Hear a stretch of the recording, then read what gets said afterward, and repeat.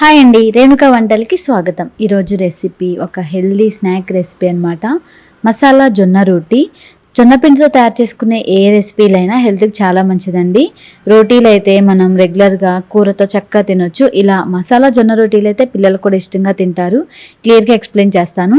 దీనికి మరింత రుచిని ఇచ్చే ముఖ్యమైన ఇంగ్రీడియంట్ ఈ పల్లీలండి. వేరుశెనగ గుళ్ళని ఇలా ఒక ప్యాన్లో వేసుకొని డ్రైగా రోస్ట్ చేసి పొట్టు తీసి పప్పులు చేసుకొని పక్కన ఉంచుకోండి. ఇప్పుడు ఒక మిక్సింగ్ బౌల్లోకి జొన్న పిండి. ఈ పిండి మనకి మార్కెట్లో దొరుకుతుంది. 2 కప్పుల జొన్న పిండి తీసుకున్నాను. దీనిలోకి మసాలా కాబట్టి మనం ఉల్లిపాయలు, పచ్చిమిరకాయలు ఇలా ఎక్కువ ఎన్ని వేసుకుంటే ఈ రోటీ అంత రుచిగా ఉంటాయి. దీనిలో వేసేవన్నీ కూడా బాగా సన్నగా తరిగి వేయండి. అల్లం ఒక చిన్న ముక్క, ఇవన్నీ కూడా సన్నగా తరిగి వేయాలి. అప్పుడే రోటీ అనేది విరిగిపోకుండా చక్కగా వస్తుంది. పచ్చిమిర్చిని కూడా ఇలా కట్ చేసి మళ్ళీ సన్నగా కట్ చేసి, అంటే బాగా సన్నగా తరగాలన్నమాట. అలాగే క్యారెట్ని కూడా ఇలా తురుముకొని వేసుకోండి. అలాగే కొంచెం కొత్తిమీర తరుగు, అలాగే వేయించి పొట్టు పెట్టిన పల్లీలు, అలాగే ఒక అరగంట సేపు నానబెట్టిన పెసరపప్పు వేసుకోండి. దీనిలో రుచికి సరిపడినట్లుగా ఉప్పు, 1 స్పూన్ జీలకర్ర, కొంచెం పసుపు, అలాగే 1 పావు స్పూన్ అల్లం వెల్లుల్లి పేస్ట్ కూడా వేసుకోవాలి. ఈ పిండిని కలుపుకోవడానికి వేడి నీళ్ళు పక్కన కాగపెట్టుకోండి. ఫస్ట్ ఈ మసాలా మొత్తం కూడా ఈ పిండిలో బాగా కలిసేలాగా ఇలా ఫస్ట్ కలుపుకోవాలి. ఇలా కలిపిన తర్వాత వేడి నీళ్ళు ఎక్కువ పట్టవండి, కొన్ని పోసుకుంటూ. వాటర్ వేడిగా ఉన్నాయి కాబట్టి ఫస్ట్ ఇలా స్పూన్తో కలుపుకోవాలి. ఆ తర్వాత చేత్తో చక్కగా మెత్తగా పిండి ముద్దలాగా చేసుకోండి. మరీ లూజ్గా చేసుకోకూడదు, అలానే మరీ గట్టిగా చేసుకోకూడదు అనమాట. సాఫ్ట్గా ఉండాలి పిండి. ఇలా గుర్తుపెట్టుకొని మీరు కలుపుకోండి. దీనిలో కారం ఏమీ వేయలేదండి, ఆ పచ్చిమిర్చి కారమే సరిపోతుందన్నమాట. ఈ రోటీలు ఇలా డైరెక్ట్గా రోస్ట్ చేసుకొని తిన్నా చాలా బాగుంటాయి. చూడండి, ఈ విధంగా పిండి సాఫ్ట్గా ఉండాలి.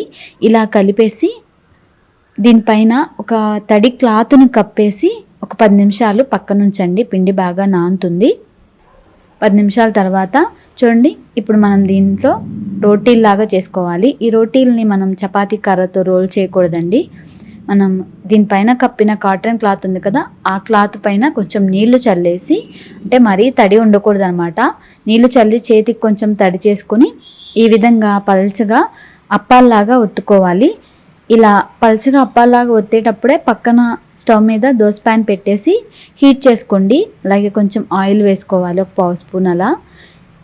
మనం క్లాత్ మీద ఒత్తిన ఈ రోటీని ఈ విధంగా క్లాత్ నుంచి చేతిలోకి తీసుకొని చక్కగా ప్యాన్లో వేసేసుకొని రోస్ట్ చేసుకోవాలి.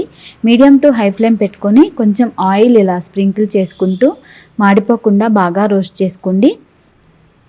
ఒక 2 నిమిషాలు ఇలా రోస్ట్ అయిన తర్వాత దీన్ని ఇలా తిరగదిప్పుకొని రెండో వైపు కూడా చక్కగా రోస్ట్ చేసుకోండి. ఈ విధంగా 2 వైపులా రోస్ట్ చేసుకుంటే మంచి కలర్ వస్తుంది. అలాగే పిండి అనేది పచ్చిగా లేకుండా బాగా ఉడుకుతుంది. టేస్ట్ కూడా చాలా బాగుంటుంది. ఇలా రోటీని తయారు చేసి తీసేసుకోవడమే. ఆ తర్వాత నెక్స్ట్ ఇంకొంచెం పిండి ముద్ద తీసుకొని మనం అప్పాల్లాగా రోటీల్లాగా ఒత్తుకొని రోస్ట్ చేసేసుకోవడం అనమాట. ఈ మసాలా జొన్న రోటీలు ఇలా తిన్నా బాగుంటాయండి, ఎందుకంటే దీనిలో అన్ని స్పైసెస్ ఉన్నాయి కదా. కానీ దీనిలోకి మంచి కాంబినేషన్ ఏంటంటే పెరుగు చారు. చాలా బాగుంటుంది. ఆయిల్లో పోపు ఇంగ్రీడియంట్స్, అలాగే ఉల్లిపాయ, పచ్చిమిరపకాయ, కరివేపాకు తరుగు వేసుకొని కొంచెం వేగిన తర్వాత పసుపు, చిటికెడు అల్లం వెల్లుల్లి పేస్ట్ కూడా వేసుకొని కొంచెం వేగిన తర్వాత దీన్ని చల్లారనివ్వాలి. ఇప్పుడు పెరుగులో ఉప్పు అలాగే పోపు వేసుకొని కొంచెం వాటర్ పోసుకొని కన్సిస్టెన్సీ అడ్జస్ట్ చేసుకుంటే మనకి ఇక్కడ పెరుగుచారు రెడీ అనమాట. ఈ రోటీల్లోకి పెరుగుచారు సూపర్ ఉంటుందండి. మీరు అసలు ఒకసారి టేస్ట్ చూస్తే వదిలిపెట్టరనమాట. సో రోజు ఈ డిన్నర్ టైంలో రోజు ఇలా రోటీలు చేసుకొని తిన్నా బోర్ కొట్టదనమాట. ఈ మసాలా రోటీలు అంత టేస్టీగా ఉంటాయి. ఎప్పుడైనా వర్షం పడుతున్నప్పుడు కూడా స్నాక్లా కూడా తినొచ్చు. మీరు ఈ రోటీల్ని తప్పకుండా ట్రై చేయండి. మీకు ఎలా వచ్చింది ఏంటని నాకు కామెంట్ చేయండి.